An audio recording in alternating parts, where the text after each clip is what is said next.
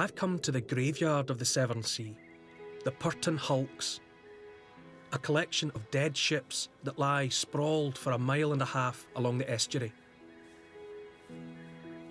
They were brought here to stop erosion by the strong currents. Holes were knocked into their hulls so that they silted up and stayed put. A lot of these vessels spent their working lives plying up and down the estuary, but now they're just an eerie reminder of a time not so very long ago when the only way to cross that stretch of water was by boat.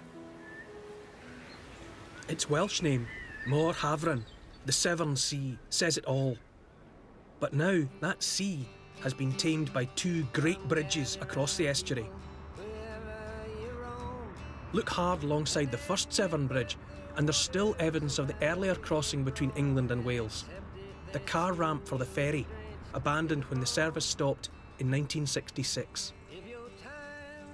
Back in the 60s, this crossing saved a 50-mile trip round the estuary. But you still had to wait for the ferry. Long enough for one famous passenger to get caught on camera. In May 1966, Bob Dylan had just performed in Bristol on his Judas tour, so called because he'd gone electric. Dylan had been booed by some fans and was facing an uncertain reception in Cardiff. The times were changing for the ferry too. In the background, the first Severn Bridge, just weeks from completion.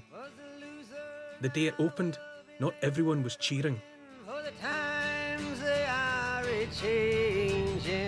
Enoch Williams, the ferry owner, lost his livelihood. His passion for the old ferry still runs in the family, and Enoch is not forgotten. My name is Richard Jones. I'm the eldest grandson of Enoch Williams, who was the founder of the last incarnation of the Beachley Orst ferry. This boat on which we're standing at the moment is the Severn Princess. This crossing was very important because it was the only crossing available for car traffic. It was a lifeline to many people in their daily business.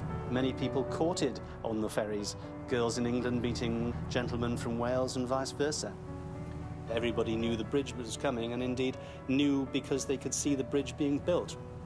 I think Enoch still harboured thoughts of continuing, but it became obvious that the bridge really was going to be a very different proposition. And so he decided that it would not be economical, and there was really no point in fighting against it.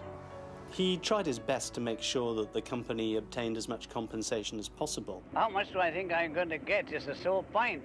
It's a question of what we are worth and what we're going to get to 2 different things. Would you say you're going to get, what, 20 or 30,000? Oh, no, that isn't the price of a boat.